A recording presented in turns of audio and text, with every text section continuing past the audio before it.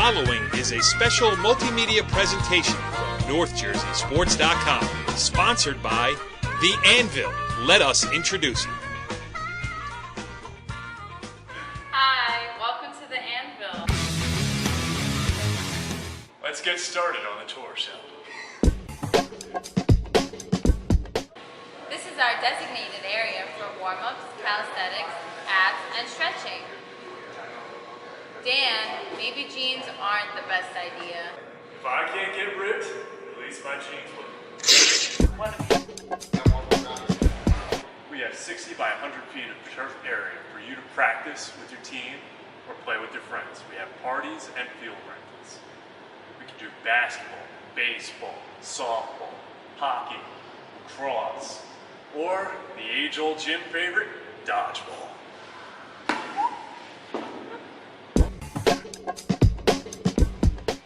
Here at The Anvil, we like to cater to all of our clients, even those who are not currently working out, especially the moms.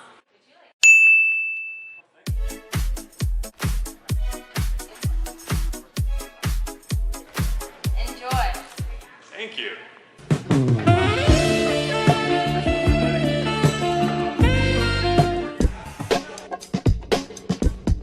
Here at The Anvil, we have the sleds to help you shred. Isn't that right, Tyler?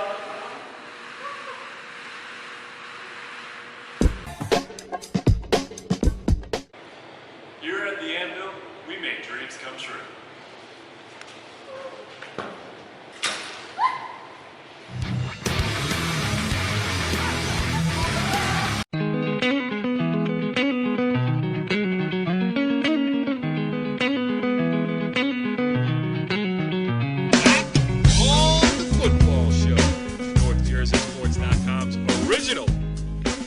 Series talking all things football across North Jersey.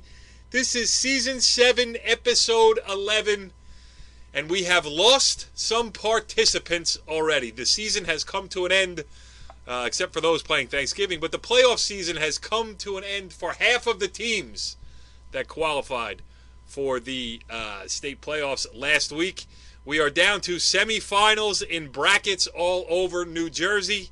And we are going to talk all about it here tonight. I am Corey Doviak, being joined by my illustrious panel of North Jersey football insiders, starting with the venerable one, Jimmy Avatable. What's going on, Jimmy? Hey, Corey, how you doing? Getting down to the nitty-gritty.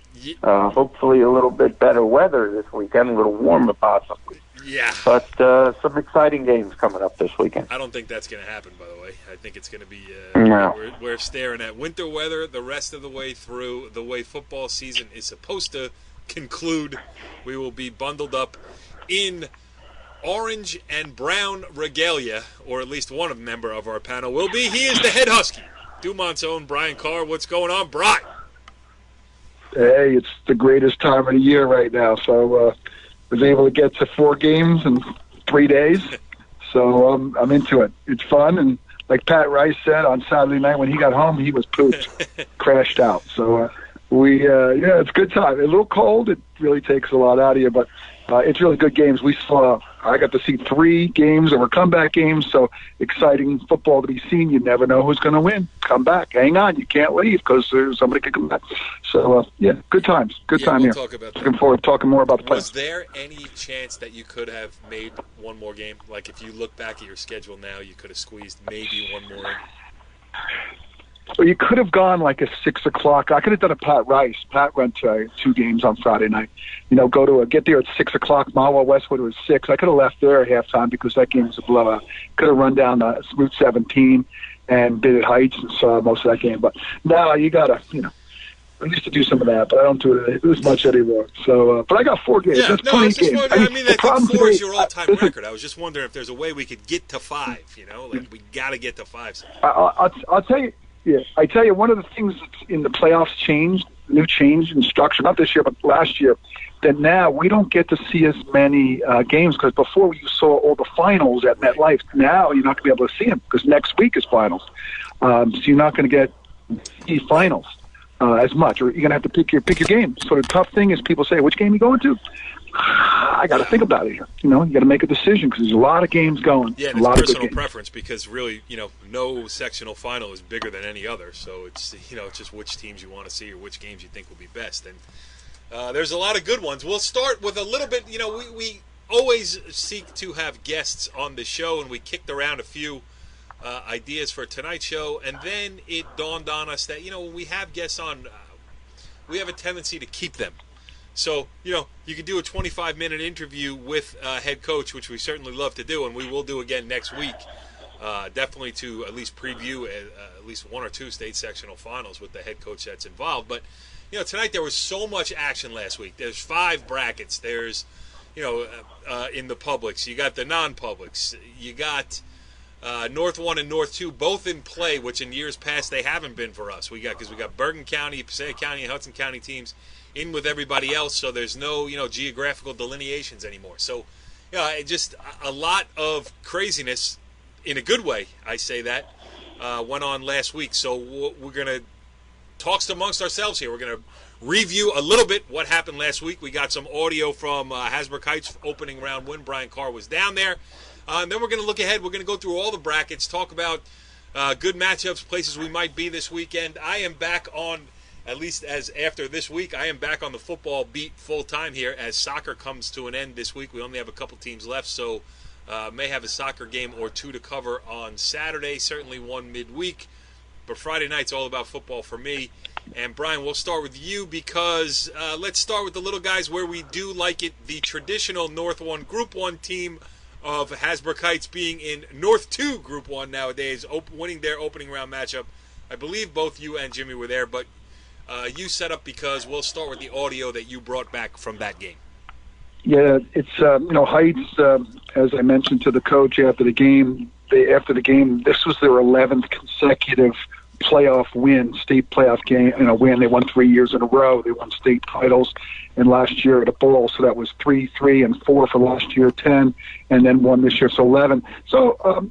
Pretty exciting for those guys down there, and they ever since they lost their first game, we've been kind of like Jimmy I think mentioned before, they've been under the radar because they lost to Cresskill, and now all they've done is come out and won every game since, and they really took care of business against a decent, looked like athletic Bound Brook team, a lot of kids, but they really started out. It was sluggish. They moved the ball, but they didn't score early.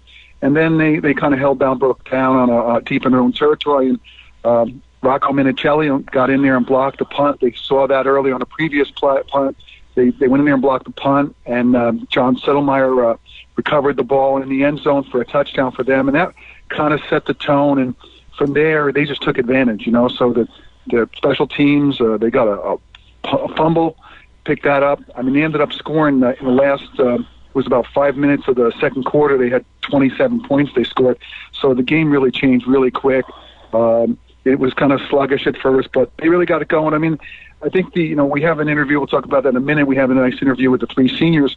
But Spencer Lee was really consistent. He threw 13 passes, 12 completions, almost 100 yards. And then he threw 3 passes to Jake Diaz. But, they really didn't make a lot of mistakes. They controlled the game and played well.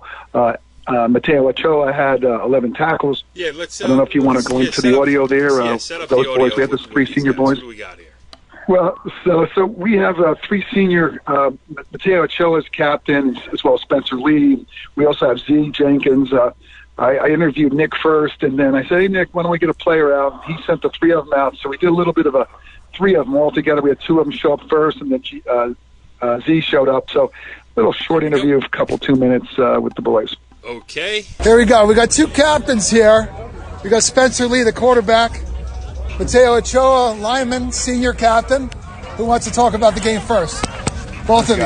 You can talk. Oh, we both got it? All right, Spencer, go ahead. Talk about the game. We came out slow, honestly. We didn't score, punch it in right away, but started executing and just did our jobs. And you can see what the score was, 41-0, I think it was. Yeah, the defense really stepped up. Mateo, talk about the defense a little bit. Yeah, we came out on defense. I felt like we fired on all cylinders, and we came out really hard, which helped our offense out a lot. So, yeah, good transition. We have Z here as well. He snuck up. Z Jenkins. Talk about the game a little bit, Z. I think we played really good both sides of the ball, defense and offense. big play to start there. You blocked the punt. Who blocked that? I forgot. It was Rocco. Rocco Minicello. Mancello. Yep. And then who got the John touchdown? Settlemeyer. John Settlemeyer. Good play. What other things, guys? A lot of big plays today. Yes, turnovers. A lot of good turnovers. Like, if we didn't have the turnovers, it could have been a different game. Thank God we got the turnovers, though. And executing off of the turnovers is a big part, too. Right. Good defense led to good offense. Good job, Blair. Some Boundbrook kids come over to say hello to the team here. Good job, guys. Next, you may play New Milford, right? Yeah, or that's what we're Hoboken. Or Hoboken. Watch what you hope for. Yeah. Either one of those two guys. You guys were on the team a few years ago up over there. So we won't talk about that game too much. Yeah. That was a crazy game over there. That was a crazy game. So how's it feel winning? This is 11 in a row, I heard. 11 straight playoff games you guys won for Hasbrook Heights. It's pretty good success, huh? Yep. 3-peat state champions. Think we got another one of those here? Definitely. Yes, sir. No doubt. The only ones that could beat us are ourselves. Right. You got to prepare every week. Yep. Keep your head on. Don't get out of control. Keep practicing. Work hard. Have a great week of Move on from this one. 24-hour rule. You get happy for 24 I like hours. tucking the ball in too when we run sometimes. Yeah. Sometimes the ball seems to be hanging out on the side. But good job, guys. Thanks a lot for your time. Have a good day. Keep up the good work. Thanks a lot. Appreciate it. Have a good night. Have a good night. And you mentioned you had Coach Nick Del Calzo get those guys out there, but you did manage to. What'd you talk to Nick about? I mentioned 11 straight wins and, about, now New Milford. I didn't want to get into New Milford too much, but we talked about New Milford. And they've had some history with New Milford. There was that big game with the block field goal at the end of the game. And the reason they wanted why to we have a review. replay now in Bergen County High School football. So, and I mentioned that to the boys. I said, I don't want to talk about that. But I mentioned to Nick, and, they don't want to talk about that either. But Nick's always gracious and a good guy and a good friend these days. Brian Carr with Nick Del Calzo. Brian Carr here at Hasbrook Heights after a first-round win for the Aviators, 41-8 over Boundbrook. I'm here with Coach Nick Del Calzo. So, Nick, they're 3-peat champs. You had to come in here and set the tone and get ready for another playoff season. What'd you guys talk about to get ready this year? Well, we said you want to play 1 week at a time, and I thought the kids came out and played well today. They were tough on us at the beginning a little bit, right. And then we put some points up on them, and I think we put them away early. Right, took advantage of some opportunities. Yes, blocked the punt. That was the beginning. That was a great block punt, and we saw it before. We saw it on film, and we saw that the way they did it. We almost blocked it the first down without even trying. Right. So. Yeah, the defense really stepped up. I don't know how many yards they had in the first half. But they didn't have many yards. No, they didn't have many. We had a couple turnovers, too. Right. We had a couple good hits. We did a good job there. Right, you recovered that fumble down deep, and that led to some more points. Just before the half. Yeah. And the kickoff. And then the kickoff, too. Yeah. Kickoff, there was a kind of a fumble on that one, too. So took advantage of a lot of opportunities. Yes, we did. The kids did. We did a good job. Talk about some of the young kids stepping up. You had some freshmen out there running. Well, at the end of the game, the freshman ran. He did a good job. He filled in for us early in the year, but I think Rocco had a great day, and I think Spencer Lee is leading tough. the offense. Yeah, he's tough. I thought the offensive line did a good job. Jenkins, he ran hard too. And he's a good player. I think overall. Defensively, we played really well today. So next week, possibly maybe another match against Well, we got to Milford. see who plays. Right now, they're up by a point over Hoboken, so it's one of those two. It's and what are those things? You never know. So that's a rivalry. It's a second round, yeah. Well, whoever it is. Right. We've had some really interesting games there. Over there. We won't mention that game over there a few years back. No, but and they'll be tough. They'll be tough. I think this is 11 in a row, though. Playoff wins for you guys. I think it's 11. I had no idea. Something like that. Oh. Yeah. I mean, you won 3 state championships, so 11 straight. Congratulations. Thanks a lot. Thanks a lot, buddy. Okay, good stuff there, Brian. That's the audio portion of the show here. And now, Jimmy, I'm going to ask you for your thoughts on Hasbrook Heights, and then we're going to move around and talk about all these other brackets and big games and everything else. So what'd you think about your Aviators? Well, when you look at Hasbrook Heights, the one thing that jumps off the page at you, we all know they gave up 35 points opening day and a loss to Cresskill. Since then, as Brian mentioned, they've run off 8 in a row, and in those 8 games, they've given up 68 points. So obviously the defense as it usually does at Hasbrook Heights, gets better and better as the season goes on. I mean, and 8 of those points were the last play of the game against the second-team defense. So, offensively, Brian was right. They were a little sluggish at first. They turned the ball over deep on downs, deep in Bound Brook territory. Defensively, they forced a punt, which they blocked, and from then on, it just seemed that it jump-started them. In 3 consecutive possessions, they recovered fumbles off Bound Brook, and they went into half, and the game was put away from there. Was it weird realizing that Hasbrook Heights was playing Bound Brook in the first? Did that take a little getting used to? Yeah, it is. But, it was interesting to see, because when you watch a team, we get to the games early, and especially at Hasbrook Heights, we like to hang out by the locker room and talk to Coach Del Caso and his crew. And when you saw Bound Brook come in, you're like, wow, they got some good-looking kids. So from that standpoint, it's good to see other teams. But hey, listen, it was tough for Bound Brook to get fans there, as we mentioned last week. A 7:00 game, it's almost an hour ride, hitting traffic. So, it was a little bit light for Bound Brook. Heights always has a nice crowd. Yeah. Oh, Brian, you know what? I'm just going over my notes here, and this has nothing to do with the great game of football here, but I'm going over my show notes for tonight, and I was jumping around at the beginning of the show, and I wanted to get so many words out, and I forgot to wish you a happy Veterans Day, Brian Carr. Thank you for your service. I like to do that every year, and I'm sorry it took me so long into the show to get there, pal. Yeah, thank you. And there's many other guys like me. I'm just one guy. There's people who've done a lot more than I've done. So, but it's a special day. Thanks for that, and there's only one veteran on this show, Bryce. So you get you can soak up all the attention here with that stuff too. All right, so thank you. We'll use that as the transition point as we get out of North 2 Group 1. Unless, Jimmy, you want to talk about Heights New Milford coming up this week, and on the other side, it's number 2 Weequahic against Park Ridge. Just a broader observation from my point. When you're looking at North 1 Group 1, it's number 1 Cresskill against number 4 Boonton, number 2 Cedar Grove against number 3 Butler in the semifinals. In North 2 Group 1, it's number 4 New Milford at number 1 Heights and number 3 Weequahic at number 2 Park Ridge. So 1, 2, 3, 4 in both brackets in the North Group 1. Yeah, you mentioned New Milford. Brian mentioned, a big rivalry. They've met. New Milford and Heights has met in the sectional final twice. And Hasbrook Heights has come out with W's way back in the 80s, 85 and 86. And Nick Del Caso's first 2 years coaching as the head coach of Hasbrook Heights, he lost to New Milford. So they're both tied up 2-2 in sectional finals. This will be a semifinal.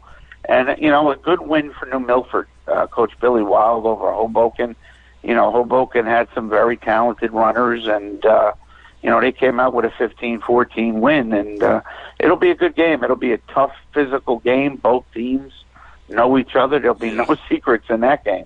And that's one of the top 2 or 3 games we're looking at when we decide to go to which game we're going to go see. I mean, it's going to be hard to try to pick where to show up. I think I may just follow Brian Carr. I mean, he seems to know the right places to go to all the time. But Brian, go ahead.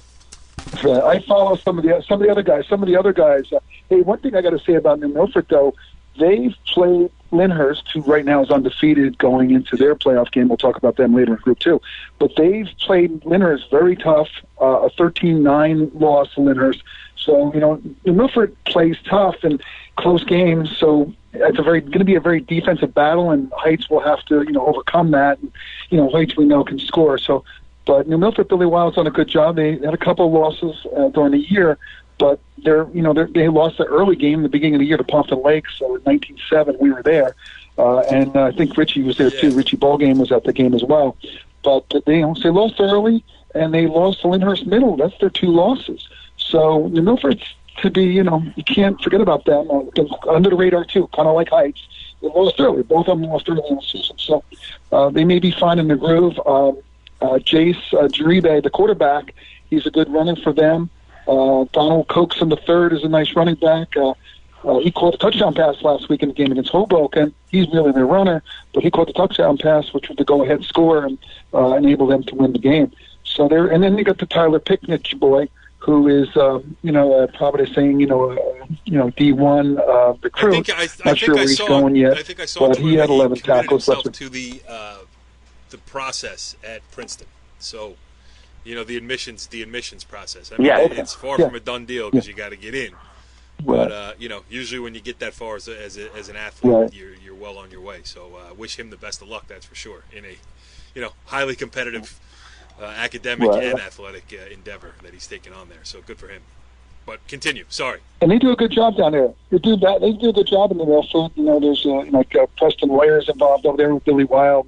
Helps with the kids with the recruiting, and they get. You watch their Twitter; they always have a lot of colleges flowing to New Milford off season, helping the kids get noticed, and they've had a lot of success. So New Milford's to be contended with, and it should be a good game. And the Heights, I'm sure, will be ready, and Coach Bear will be up to the game, looking for some trick plays. He'll have something up his sleeve, I'm sure. He had a fancy trick play this week. Last week, what would you call that, Jim? It was a handoff and a throw. It was kind of a facet through the pass. It was kind of a floater out there, but they were able to get it out there and converted it. So Bear always has a few trick plays up his sleeve, so I'm sure he'll be looking to open things up a little bit. So it should be a fun game for those who go to that game. Yeah, I want to make one more broad observation on the Group 1. I mean, it's just hard for me to wrap my head around Hoboken, Jimmy, being a Group 1. I mean, when we started NorthJerseySports.com in 1999, yeah, I keep thinking back to one of the greatest games I've ever covered was Chris. It was even before that, actually, probably before. I was working probably for the Jersey Journal, covering Hoboken in the sectional final at JFK Stadium in Hoboken on a freezing night with Chris Sims and Terrell Dortch was the Hoboken running back. And to think that Hoboken, under Ed Stinson and the juggernaut that they were, I think they won 4 or 5 in a row. North won Group 3 state titles, and now. Toiling in Group 1 too. I mean, just demographics change. School populations change. All those broader things around the population that don't have anything to do with football. But it is weird to see Hoboken playing Group 1 football. Yeah, you mentioned the early '90s when I started coaching in 1990. They were a Group 4, right. And within 12, 13 years, they had gone to Group 1, as you mentioned. But we'll always have some talented running backs. And, it's a good win for New Milford. Coach Wild, has gone to the dance a lot, and it hasn't worked out for him yet.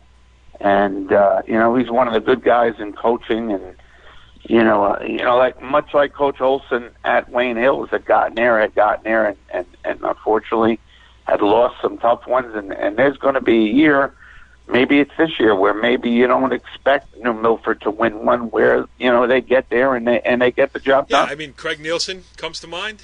When he finally broke through, he won 2 in a row. Brian Dunn comes to mind. Took him a long time to crack the state sectional championship, too. So maybe this is the year for Billy Wild. Who can say? But if it happens, I would certainly be happy for him. All right, let's move on, Bry. Let's go. Well, let's get Jimmy, you take the first crack. I mean, I'm looking at Group 2. I'll just set it up here. North 2, Group 2, again, 1, 2, 3, 4 on both sides, North 1 and North 2. North 2, we have one team of local interest. Waldwick is the number 2 seed hosting the, traditional powerhouse of Lenape Valley. Talk about a team with talented running backs that likes to run the ball, Jimmy. Lenape Valley is that. Verona and Newton. Isn't Newton a defending state sectional champion, if I'm not mistaken? I believe so. No, Kittatinny. It was Kittatinny. It was Newton and Kittatinny played in the final, in the state final, and Kittatinny came out because they ended up playing Rutherford. Yeah, so you got Newton at Verona is the 4-1, and then Waldwick hosting Lenape Valley, and then the other side, North 1, Group 2. It's a game that's definitely in the running for some coverage here this weekend. Lyndhurst hosting Mahwah in the 1-4 game, and then the 2-3 game is Mountain Lakes against Parsippany. So, Jimmy, what are your thoughts on North 1 and North 2, Group 2? Obviously Verona, we were there last year. They got beat in the semis by Lyndhurst. Peter Pertilla scored one under a minute left. They returned a big part of that team, and they've been undefeated. They've been running roughshod this year. And Lenape Valley, you mentioned Coach Simoleon. He's the only coach that school's ever had. and that's from the early to mid '70s. And our older fans might remember the trilogy against Lodi, 1990, 91, and 92. All three games finals played at Lodi High School, and all three games were decided by 1 point. So that's how dominant Lenape Valley has. They had a very, very young football team last year. They started a bunch of sophomores. They got a lot of experience. They're back. You know what you're going to get from them. And Waldwick. I mean, Waldwick has put that loss against Lyndhurst in an NJIC final away. They've been, they come out, and that's going to be a hell of a game. That's going to be a very, very physical football game. My edge would be Waldwick maybe being a little bit quicker team speed-wise, but that's another excellent game. Brian, your thoughts? I mean, no upsets on that side. Chalk moving through to the semifinals both ways. It's pretty much, you've got just like in the Group 1 bracket there, it's all 1 through 4. Everybody's made it through. You have the top 4 teams are moved into this semis. But Verona, one thing I was noticing on them, they've played now 6 playoff teams. During the regular season, they played 5, and they're 9-0. And then they played another team, obviously, last week in the quarterfinal round here, the opening round. So they played some really good competition. They played Weehawk, Weequake, Hoboken, Boot, Cedar Grove, Shabazz. So they've had, and they were there last year, and then they lost to Lyndhurst up there in the last year. And we saw them, Frankie Reggio, I think it's Reggio. He's really good running back. Last week had almost over 300 yards. They're a good quarterback leading that team. So they're a solid bunch up there. Obviously they've been there before, kind of like Lyndhurst, and we can kind of that transition over to Lyndhurst. Both, Verona was there last year and lost to Lyndhurst. And then here Lyndhurst went into the final and lost to Rutherford. That may be the game that we're looking to go to. I'm naming this we'll call it the Robertson Fuller 2. For those, we may have mentioned that before, but the big game up in Old Tappan where John Robertson, really good quarterback for Paramus, played Devin Fuller for Old Tappan, and the score was 63-56, if I recall. I think that was the score. And it was just a pinball game. And so we could have the same thing here this week. Last week we had our roving reporter out who helped me with tweets. I had Mr. Bobby Maines reporting the scores, and every time Mr. Teal would score, which he scored the first 2 times he got the ball on offense, he scored big runs. So it should be exciting. We've seen Mr. Teal once. We were up there in the first game, and we've seen Peter Portella. So that's going to be quite a game. And a lot of the guys are going. WCTV folks, Larry and John, Bobby, Vinny, Jimmy, Dad. There's a rumor that the Richie Ballgame Barton. The rumor is Barton. Richie Ballgame Barton. That's the rumor. I mean, he loves a Friday night football game like he loves a poke in the eye. But when the 2:00 soccer ends, Richie B's got to do some football, and that's where he said he was going. But Brian, very good analysis, and you're very well schooled. But I think you let something slip here, and Jimmy, you can correct me if I'm wrong here, but I do believe that he said that, the great Twitter account of Brian Carr. Are you ghostwriting your Twitter account now? Bobby Maines is doing your social media? Is that right? He gives me the information. He's my source.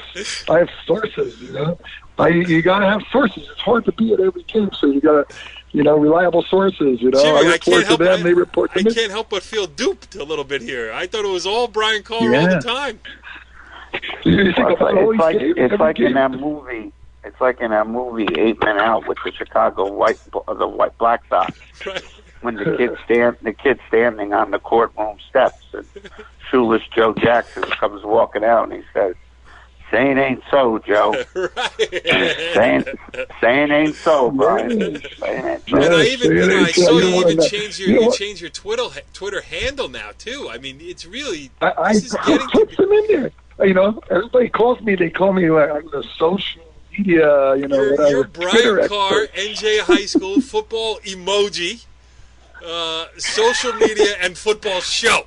That's so great. And the football.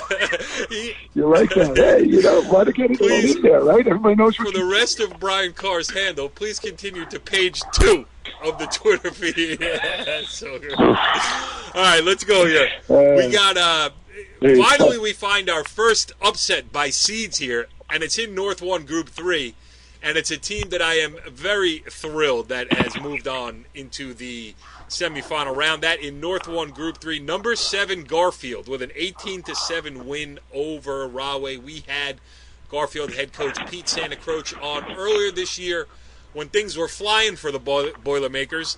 Then they had to scramble a little bit. They, unceremoniously dumped out of the NJIC playoff picture, and you hoped it wasn't curtains for Garfield and Bride. They seem to have rallied nicely and played themselves into a semifinal. Now, listen, that's a really tough bracket because at the top you got Roundpole, which just won its 23rd straight game last weekend. They're the number 1 seed. They're taking on all comers and knocking people out. Number 4 Newark Westside gets the next shot at Roundpole, and Garfield has to pay a visit to Pascack Valley, and you know what? That actually might be on the radar screen for me. Pascack Valley knocked out Demarest. They were the home team they were supposed to, but I don't know. A lot of people thought it was going to be that quote-unquote easy. Even our very own J.C. Baumüller was on that game, and he texted me at halftime. He said, things have gotten out of hand with the score. It's freezing. I'm going home. There'll be no story to come. So Pascack Valley was that good on Friday night, Brian. Yeah, Jake Williams was running wild in the first half for them against the Norsemen. Jake, we saw him early in the season. He's been running all season. Jake Williams, the running back, he had 100 yards just in the first half, 3 TDs. Then all they did, to get to the running clock, they were at 28, I think it was 28. But they came out in the second half, took the kickoff, and they scored a touchdown. Andrew Martinez for PV scored a TD, and it was done. At that point, Demarest was kind of kaput. But a tough game. Tough team. You're up against, a really good team. We've seen them do that against some other teams. Paramus went in there and had a tough time with them. PV, 2 losses, pretty close games. They lost to Old Japan 21-12. They lost to Roundpole as well. So PV is solid, and I think there's some really good football here. On the other side there, that Ramapo West Side, I was looking at some of those guys there at West Side. There's a lot of athletes over there in West Side. There's the quarterback is a sophomore. He's lighting it up. He had over 300 yards and 3 touchdowns last week against Summit, who's historically a good program going into it. So this bracket is going to be really tough. And if you look at the other side, not to get too far away, we knew Ramapo. Ramapo, you said earlier, 23 straight games. Charlie DePrima's doing well. He's running well. He's passing well. Jake Tyrone, over 160 yards running and 2 touchdowns. So they're going. But, competition is really getting up there for them. So West Side will be a test, and they may have a rematch with PV if PV can get through. And then I don't know if you want to jump onto the other side. A couple of things here. I'm looking at West Side. They are 9-1 on the season, with their only loss coming in overtime on the road at West Essex. And they dismantled Summit, and Summit was in the. Obviously you can't take one team from last year and say it's the same as this year's team. Obviously there were some graduation losses for Summit, but Summit is a quality program, and 42-6 for Westside in the opening round of the state tournament. Pretty good. And they've beaten some good teams. Lincoln, 21-20, good. And so, Jimmy, Group 3, your thoughts. You can go and, you pick it up from there and move on to North 2 Group 3, where you got Riverdale. You got, again, 1, 2, 3, 4 is through. Sparta, they're always lurking in Group 3 football. West Essex looks to be pretty good. And you got Riverdale too. And the one mention I do want to make, though, and Brian, you touched on it briefly, was Demarest. Their season came to an end at 6-4. Good job by them to make the playoffs. I mean, they lose Jack Matola, their University of Albany bound linebacker / tight end, kind of glue guy, coach's son. All those intangibles that come with it. They lose him against Riverdale to a knee injury, and still they did a good job. I mean, it wasn't meant to be against Pascack Valley, which was a better team, but for Demarest to rally up from that to qualify for the state playoffs, and they have, obviously losing Jack Matola is going to hurt, and they had a a good crop of seniors, but they got some big boys back on the offensive line. They got Andrew Argenziano, the quarterback, who, as a sophomore this year, got better as the year went along. So the future is bright for Denver. So I just wanted to make a quick mention of that because a good season for him. But Jimmy, go ahead. North 2, Group 3. Real quick, you mentioned Newark Westside. The Newark school system is an open enrollment district. So, it always seems that you have that one power team where it's been Shabazz, and it just seems that everybody is working their way over Newark Westside. They athletically, talent-wise, they are the most talented team. Pretty young, so you're going to hear about them, and that's going to be a test for Ramapo. It's going to be the system versus the athletic team, and that should be a game to take a look at. On the other half of the bracket, you're going to have some Riverdale. Guess what? Riverdale's back again. Shocking. And that's a shock. They're just amazed by the consistency of Riverdale. They took some lumps this year. They played an outstanding schedule this year. As tough as it gets. You could put that up with anybody. We saw Sparta opening day on Ramapo's new turf, and if it wasn't for a couple of mistakes they made, they were right there with Ramapo. So they're certainly a very talented team. West Essex is another one of those perennial programs that's always around. Yep. And, Parsippany Hills beat Paramus twice. Coach Dave Albano, former Bergen County coach. That's going to be another excellent 2 games. Yeah. I mean, listen, I guess because I'm excited about getting back out there this Friday with a bunch of games to talk about and put in the mix for where do I want to go and what ride do I want to take and what do I think will be the most interesting. Maybe I got to tip my hat to the Dan Vivinos of the world who came up with this thing. Well, the jury is still out, by the way, Dan Vivino.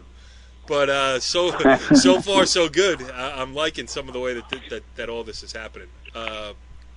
Hey, one thing on Sparta, real quick. There, they have a freshman quarterback out there. The kid's only thrown for 2,000 yards this season, 25 TDs, 5 interceptions. Last week he had almost 300 yards passing and 5 TDs. So you got a freshman. I heard that was a switch they made after the first game. And this kid looks like he's tearing it up. And our other guy, the running back, Anthony Castorini, is just running wild up there, too. He had like 3 touchdowns, 250 yards rushing. So, and he caught a pass, too. So Sparta, perennial, like you say, his power is there.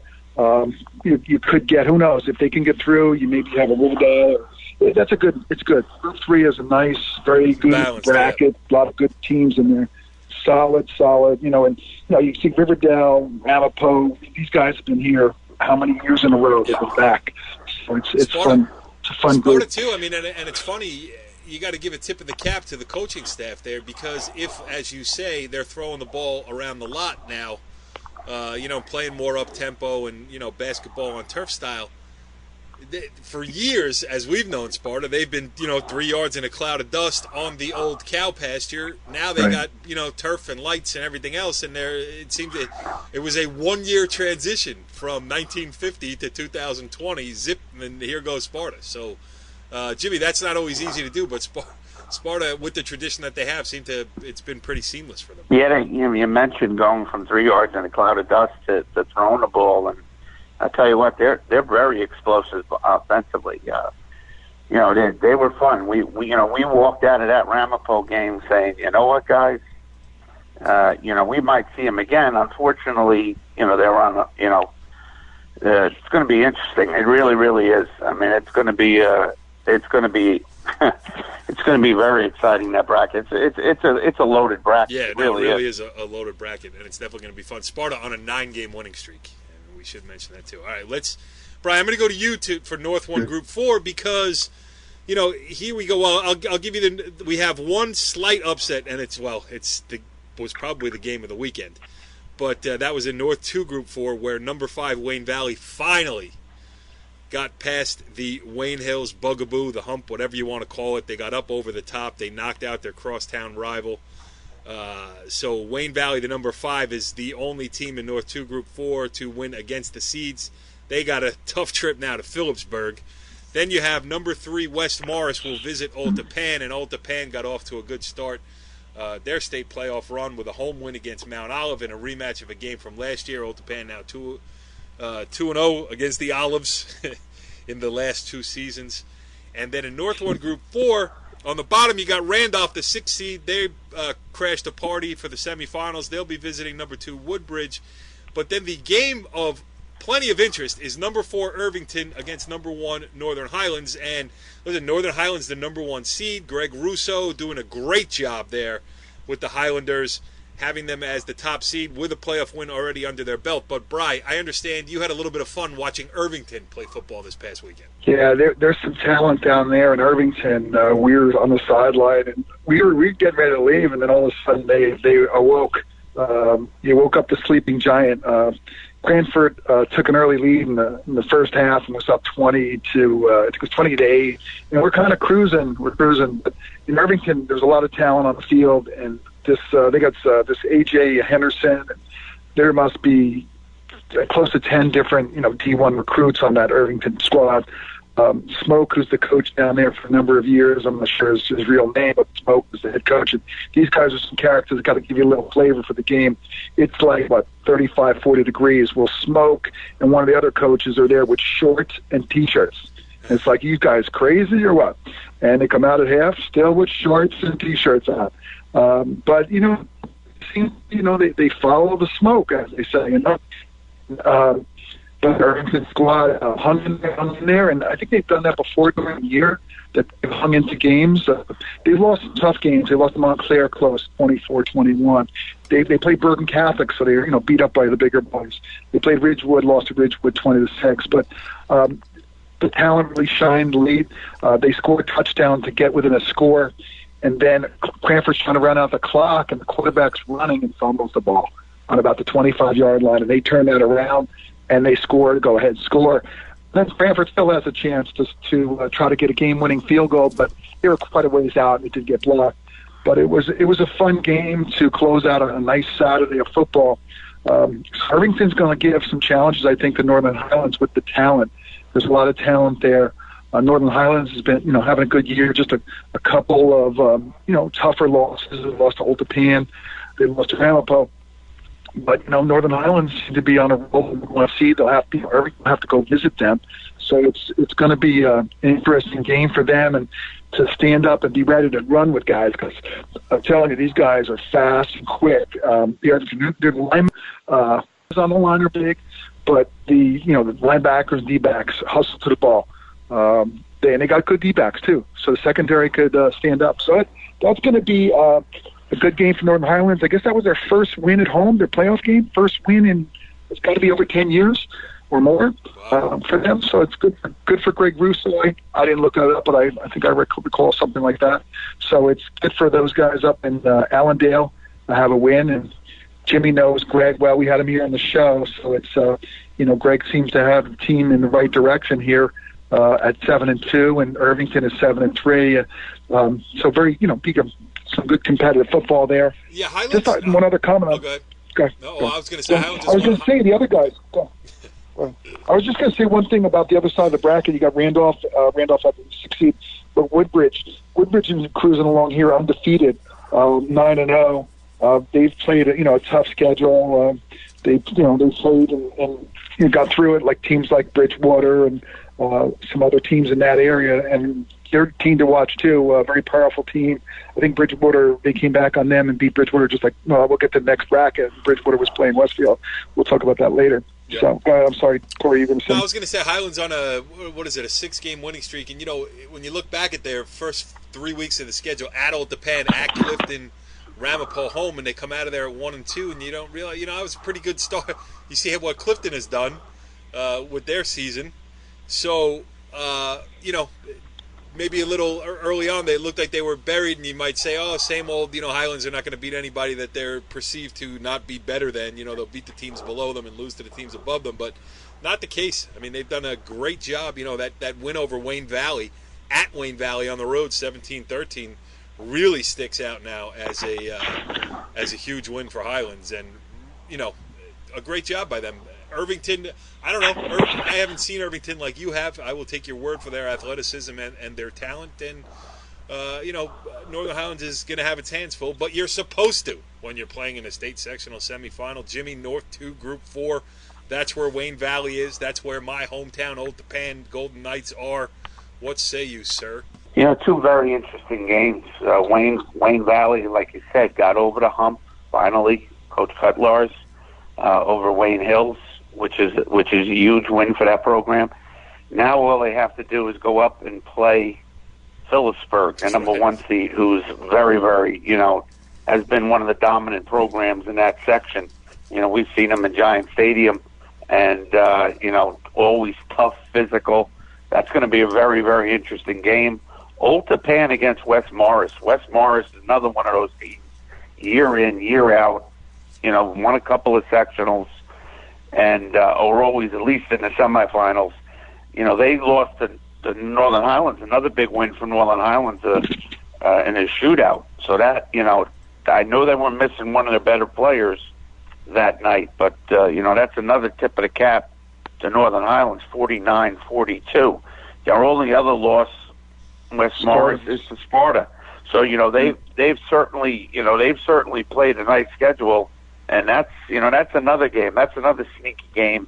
You want to see a real good game. Old Tappan at home versus West Morris. I'll tell you, I don't know if I'm probably not going to go to that game. There'll be one member of the Doviak family will represent NorthJerseySports.com at that game on Friday night. But if Old Tappan plays at Phillipsburg in a section final, Brian, I think that's a road trip I got to take. I mean, that would be fun. Because Ryan, haven't you been out there for Thanksgiving Day game? We were there, but they play at the college. They play Thanksgiving at Lafayette College over in Easton. That game would probably be at their field, the whole field in Phillipsburg. So you would stay in New Jersey. You wouldn't go to Pennsylvania for the game. So, but I'm sure the atmosphere there will be, upbeat, cheerleaders, band. You will have a big crowd on the Peaburg side of the field because they've been playing football there for 100 years at least or more in Phillipsburg.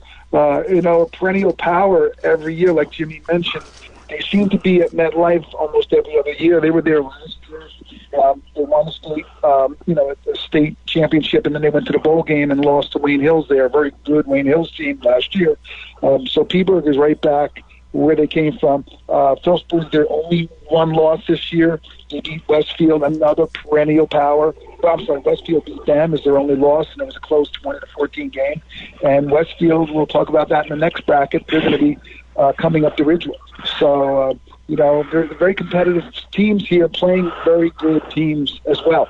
So these guys are like playoff tested every week. It's almost like the big boys, like the parochial schools.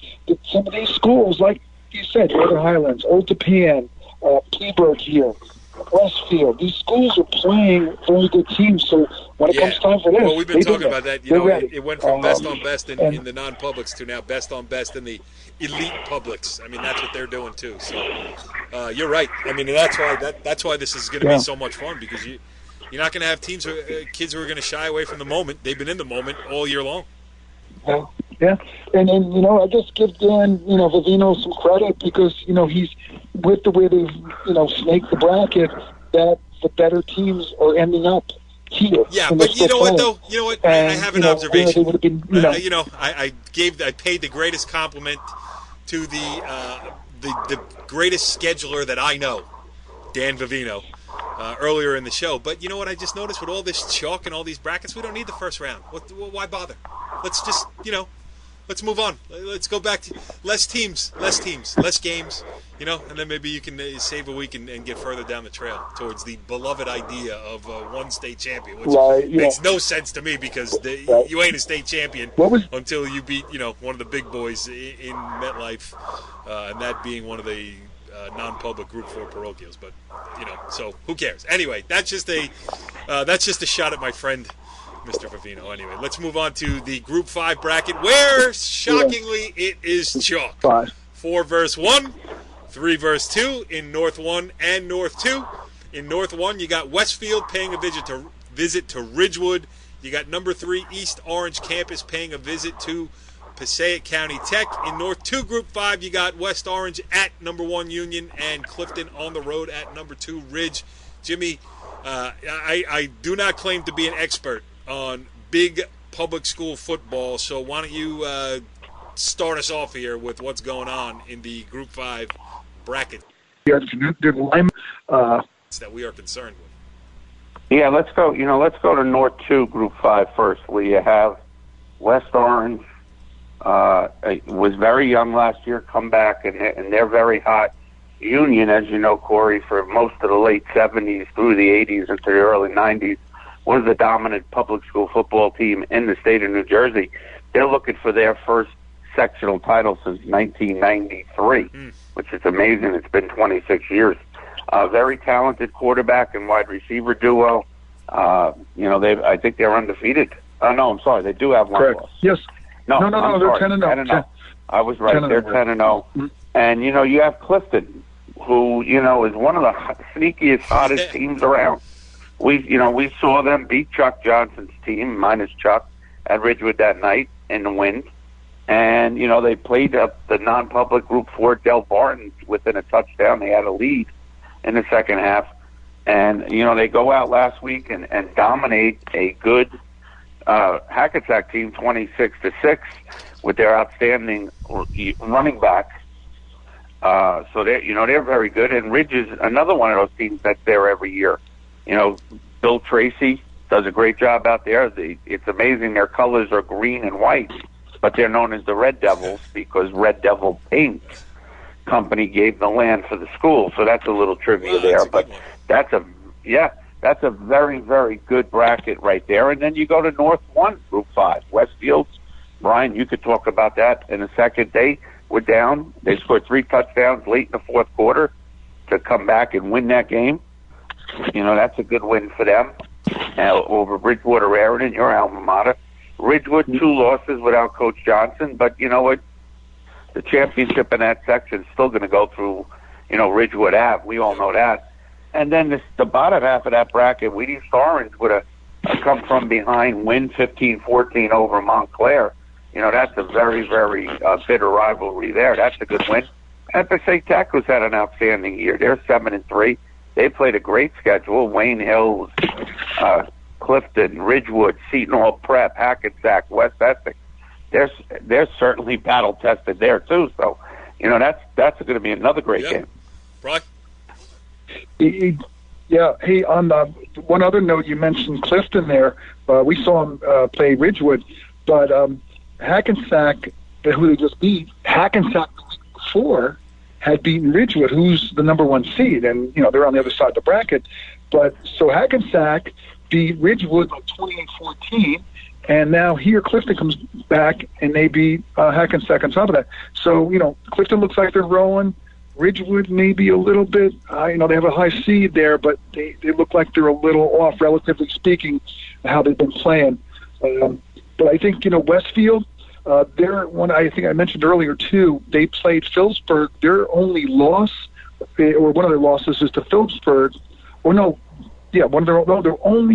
Phillipsburg's only loss is to Westfield. So Phillipsburg has 1 loss, and it's to Westfield. Westfield beat them 20-14. The other couple of games that they lost to Union. Westfield lost 10-7. Union's undefeated. One of the top, as Jimmy mentioned, one of the top schools. The other loss to Westfield, they lost to Bridgewater during the regular season. So Westfield, we saw them, if you guys recall, they played Bridgewater 3 straight years at MetLife for a state championship. So Westfield is a program that's been here. They know how to win, and that's what they did on Saturday. I mean, they look down and out. They're down. I didn't know the history too much. They're down to 23-0 here. It's late third, and boom! All of a sudden they go into the quarter. Into the 2-minute offense, starting at the end of the quarter, and from there on in, they scored 27 points. Just rolled. What happened here? But we'll see. I kind of going into that game. Not that we picked too many games. I kind of went into that game thinking that one of those 2 teams who would play Ridgewood likely would probably beat Ridgewood. So my prediction here is not to go against a home team here in Bergen County, but I have a feeling Westfield, and they're strong. They have a good quarterback. I forget where he's going, but the quarterback is Hank. Lehigh. I think he's going to Lehigh. Lehigh, you're right. That's right, Jim. You got it. Lehigh. He threw for over 300 yards, and most of those yards were in the second half. 3 TDs.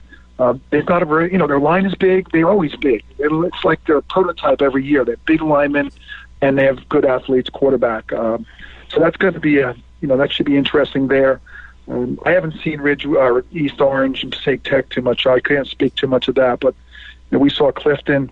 I like Union on that. I just, for some reason, I know that, like Jimmy mentioned, the quarterback. Union really stands out, the quarterback and the receiver there. So, I look to see them. I think they're the favorite to win Group 5. And you mentioned we don't do picks. I mean, we used to do picks back when you could just pick a couple of sections and make it easy. I mean, if we did picks last week before the playoffs started, it would have been it was a long enough show as it was. I think an hour and 10 minutes last week. It would have been 2 hours last week.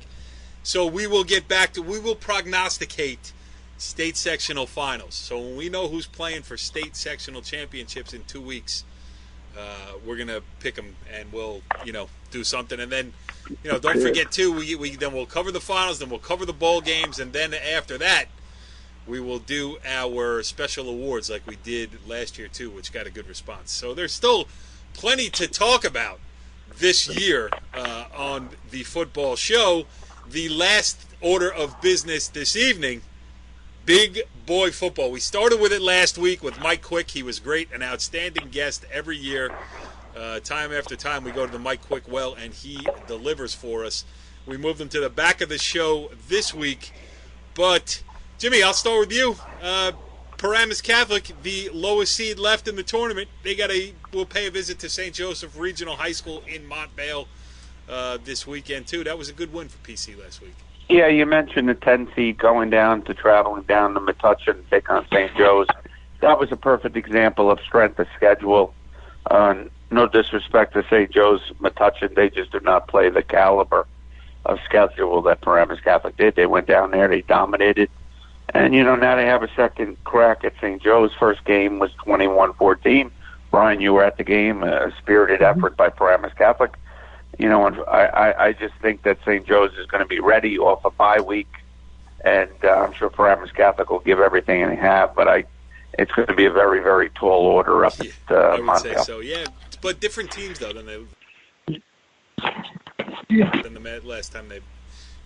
St. Joe's, not that they can't get it back, but, lost a little of the mystique with a couple of the losses, but it certainly does not preclude them from going back-to-back. So, I mean, I guess, Brian, the elephant in the room is Bergen Bosco. The 6th Bergen Catholic paying a visit to number 3 Bosco. They tried to get the game moved. I don't know what the status of that was. Bergen Catholic had another event going on. They didn't want to play Friday night. Whatever. I mean, Bergen Bosco is really all you have to say. And then you throw in all the sidebars and everything else, and should be bedlam at Bosco this weekend. Right. Long-time rivals. Bergen had beaten Bosco during the season in a competitive game. Bosco was in it, hanging in there with them, and so now Bosco is on a 3-game winning streak. They've been very competitive.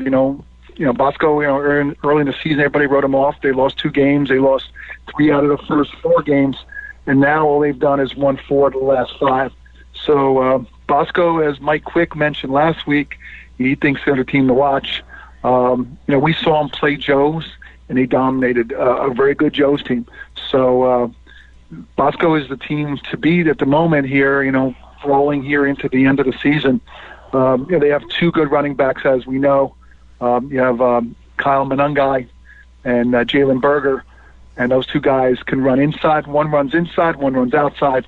They're a dynamic duo, probably, as some people say, one of the best pair of running backs in the state. So it's going to be, Bergen's got a few injuries.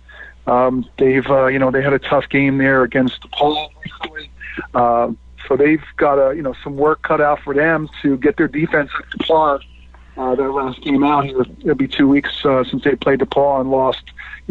DePaul got way ahead, and they had to come back and almost had a chance of getting close, but just didn't get over the hump, and that really mixed up a lot of the seeding. And Bergen, as you know, as we talked about maybe before, Bergen got that 6th seed not a good place that they really wanted to be, and they probably wanted to have a home game, and then they would have been able to have their party on Friday night, which was scheduled this week. But they're going to make them play football on Friday night this week rather than have be able to go to the party. I'm not sure what they're doing with the party. They're supposed to have some kind of a gala event at Bergen on Friday night, but Bosco didn't want to move it. So here we are. So it's creating more fuel to the fire of that rivalry between Bergen and Bosco. And Jimmy's he's the expert at all these parochials. He knows, he's been there. Well, you know what though, in the semifinals we're going to have an interloper because number 5 St. Augustine Prep against number 4 Seton Hall Prep. I mean, either of those at the beginning of the season, Jimmy, you wouldn't say they were going to be one of the last 4 teams standing in non-public Group 4. And then it's Notre Dame visiting St. Peter's Prep at Cape Point this weekend too. But what else you got? Anything else to add to non-public Group 4? Just Seton Hall Prep, very well-rounded team, very well-coached team. Coach, we've mentioned Coach there a bunch. Is 2 of his assistants. One's Ed Stinson, and we all know Eddie Stinson. The other one's Coach Filato, another coach that's had a lot of success. So they have a very talented coaching staff. That'll be the game I think we go down to see on Saturday. St. Augustine, the Hermits coming up, some talented kids against Seton Hall Prep. I think Seton Hall Prep comes out with a W, and that'll set up a coach versus mentor versus assistant coach. Seton Hall Prep coach, as you know, was the offensive coordinator at St. Peter's for a bunch of years. So that would set up an interesting matchup.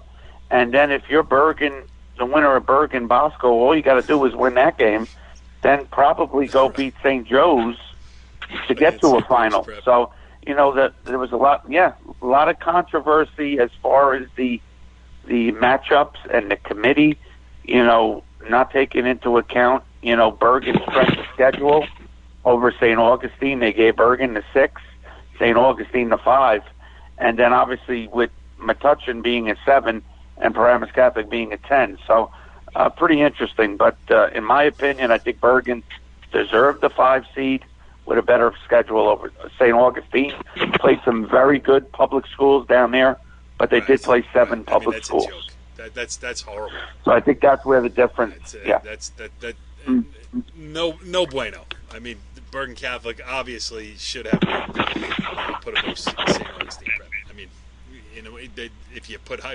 if we brought back point spreads to high school football after I wonder what Mr. Bourne would say if Bergen Catholic playing St. Augustine Prep. 27.5, wasn't that the magic number last year or whatever it is? Great stuff. All right, talk about over-unders here, Bri.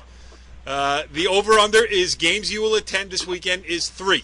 Now, if you were a betting man, no, that's pushing it. 3 is pushing it because we don't have scheduling. That's the problem. There's no staggered. We don't have any opportunity. Like last weekend, we had a 1 and a 5. We don't have a late game on the schedule, so we can't unless you leave a game and you go to another game and you run away.